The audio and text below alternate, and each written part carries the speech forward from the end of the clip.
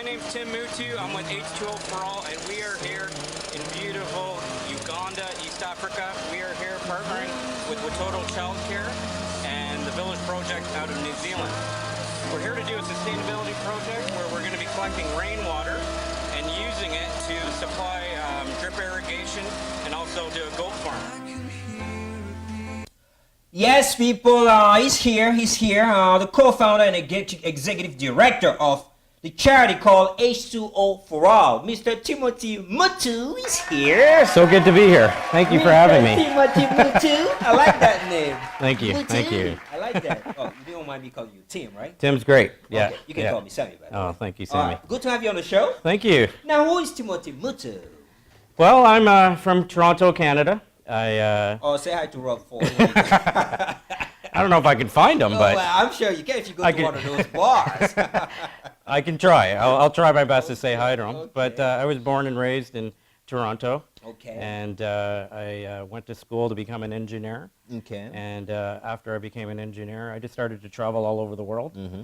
And I fell in love with different people all over Africa. Okay. I went into all over different countries in Uganda, Liberia, okay. Nigeria, Zambia. Okay. And I saw these people that I just fell in love with, and I just wanted to start to help. I mean, it's hard not to love African people. You know, I mean, seriously, they're Totally very agree. hospitable. You know what I'm saying? Beautiful, hospitable. Get with open The arms. food is incredible. Don't tell me yeah. about the food, man. No, for real. So, but what pushed you to become an engineer to begin? Was this something that you always wanted to be since you were a little kid? It's a great question. When I was growing up, I just liked to play with things, put things together, take things apart. Okay. I think I have more things taken apart than put it back together. Put it together. Yeah, it's always easy to take them It's apart. always easy.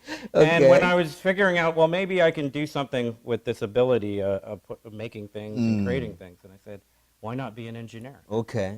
And then when I started to travel, I'm like, why not use engineering or these ideas, create ideas that can help the poor? Absolutely. The poor that just don't have a voice for themselves, or people that just don't have the ability to do that. Just don't have the ability to put those things together to help themselves. So what kind of engineers are you? I mean, there's a bunch of engineers out there. So what do you... I represent, Okay. I'm a water engineer / chemical engineer. So my background professionally is chemical engineer. Chemical engineer. And a lot of work all over North America in water treatment. Okay.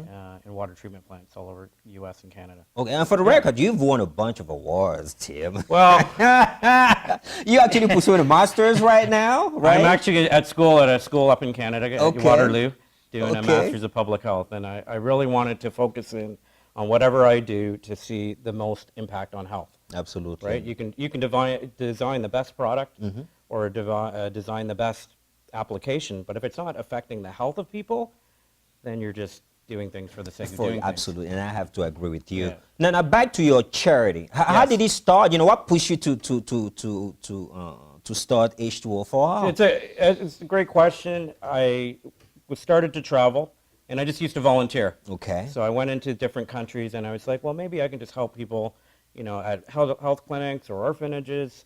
And then as I was traveling, I saw that the #1 issue in these developing countries with the poor is water. Yeah, the things that we take for granted. Things that we take for granted. Here. Like today, I had a great shower. You know, I've drank a few water, liters of I water don't know right if it's here. water, Tim. It's gotta be vodka or something, man. But hey, if It's it's water. vodka, it It's looks water. like water, though, right? As long as it looks like water. And what I discovered in this traveling, most of the sickness, 80% of all sickness, Sammy, it blew my mind and understanding. 80% of all sickness in developing countries comes from unclean water and poor sanitation, Yeah. which is solvable. Absolutely. And I said, well, I'm doing some great things in Canada and the U.S., helping, you know, people just like us. Why not take some time to do some things to help the poor? Yeah. And then I said, well, I want to do something that's sustainable. So one of the things that I was seeing was a lot of projects that are implemented. People do a lot of things. They run into a country, they set something up, they run away. The people haven't been trained. Yeah. They haven't been given the tools.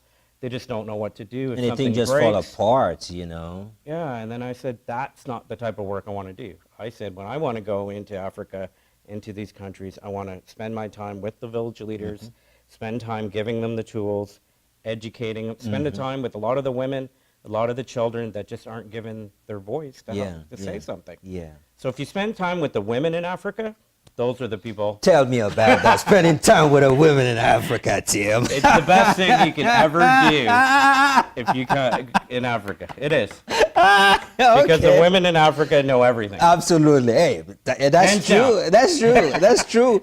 But let me, and Africa, and talking about developing countries, you know, Africa is these countries in Africa are the ones, that needed, your expertise the most, right? Engineers like you.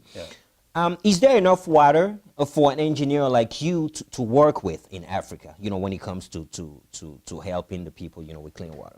That's a great question. Like, some of the issues with water is how to do it. Can we collect rain? One of the things that, mystified me one time was it was raining and raining when I was in Africa, and the women and the children are walking miles when the rain is, the water's coming from the sky. Yes. And I'm like, why can't we just collect the water? It's great water. Yeah. It's clean water with the rain, and you can just drink it. So coming up with different ideas and different techniques and different ways to get water from the earth, different ways to get water from springs or streams, and then to make sure it's pure, that's kind of what I'm about. Yeah. That's really why I was... Now let me ask you also, I mean, you travel, you see these things, and you say they're doable. They are doable, yeah. And let me ask you, Sketch, when you go down there to those countries, do you actually work with governments, in those different countries? And what was their reaction when they see somebody like you coming in and trying to help the people in the community when the government just sitting there is not doing nothing? Somebody has to come from Toronto, Canada, and do that. It's a long journey to travel literally to the other side of the world. But I'm welcomed with open arms when I go to African countries. I sat down with the president of Sierra Leone just over 2 years ago. A good friend of mine, the Honorable Dr. Maria Mutagamba, was the former water minister, led a lot of water crusades across the continent. Great friend of mine. But it's just not as easy as it sounds to get the governments to work together, get the governments to actually spend the money where they need to spend it. Because if I keep you poor, Sammy, then I can control you. If I keep the women and the children who should have the loudest voices, not to be able to speak, then I have the ability to keep you dependent. To keep you dependent. So that's kind of where we need to make that change. Political will, I think that's way. Now, what's the difference between your charity organization, H2O, and all the other? Because I know there's a lot of NGO that go down there to do the exact same thing that you do. Yeah, like I'm not going to say that we're the best or we do everything amazing. But some of our mandates and our core values are really about the people. So when I was in Zambia, I tell you this quick story. I was in Zambia a few years ago. I went into a small community, 6,500 people. There were 16 wells that were drilled by an organization, and only one was working. What happened to the other 15? Just weren't working. So I went there and I sat in a mud hut, a very mud hut, sat in there, and I asked the village leaders, I said, I don't understand this. Tell me what's happening. And they said, not one person talked to us. Not one person asked us. They didn't give us the tools. They didn't give us anything to do anything. So what our charity is about is really the people. Let's talk to the people first, figure out what the issues are. How can we help you become better? Let's not give you things. Let's not be Santa Claus and just give you things, and then you're like, Sammy, when is Sammy coming back? He's so we can fix this, The things what we want to do is to say, you know what, we believe in you, we believe in your dignity, and you as a human being. Let's empower you, let's train you, and let's get you on your way to become better. Okay. There is a project that you're working on right now in Uganda. Very dear to your heart. Before we talk, I know you are, man. Before we go to that, we're going to play the video of actually Timothy introducing this new project. Awesome.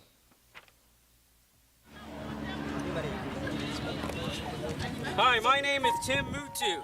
I'm from H2O for All. We're here in Lugazi, Uganda, and we're at the Kuolo Hospital on the busiest highway in the nation.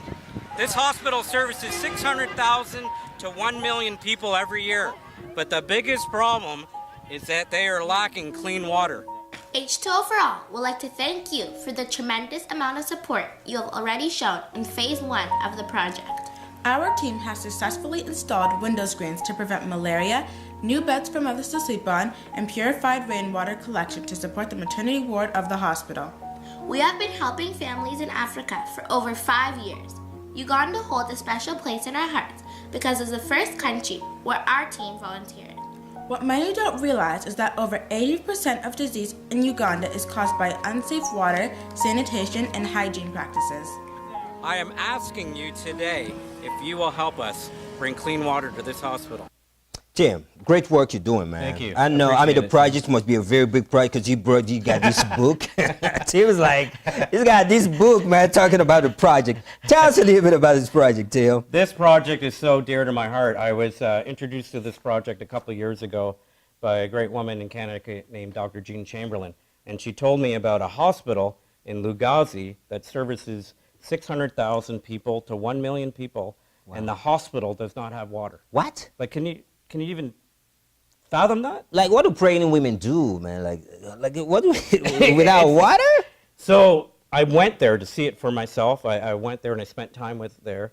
And the women, when you're pregnant and you have to go give birth, they will walk miles in labor carrying their own water so that when they get to the hospital, that hospital and the nurses and the doctors can use that water to do the delivery.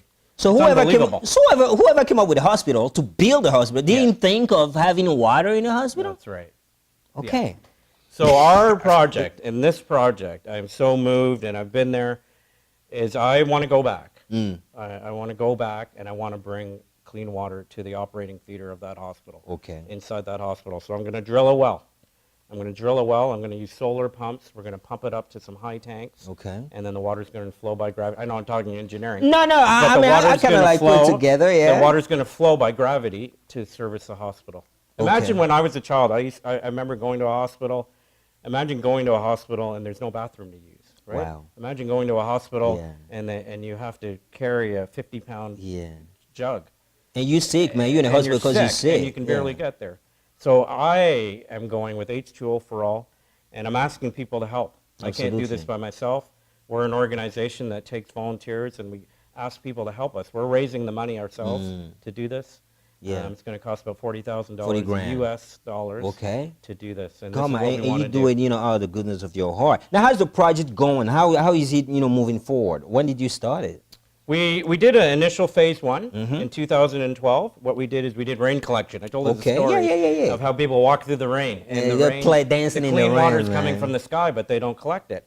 So in 2012, we did an initial rainwater pilot project to introduce the water to the maternity ward. And we found out that the sickness and the sepsis rate went from 12.9 to 0. Infection rate went to zero in 6 months. Wow. And this is why I so believe that if we can come, work together to help some people, we can change their lives forever, like forever. You're going back in August, right? Yeah, I'm going this August. Okay. Yeah, I'm going. And when is the project, supposed to start, like to be finished so people could actually start using the water? Exactly. We are starting the project just in the next couple weeks. So I'm still fundraising funds. We're going to drill the well in the next few weeks. Okay. And then once we drill the well, we're drilling about 100 to 300 feet deep.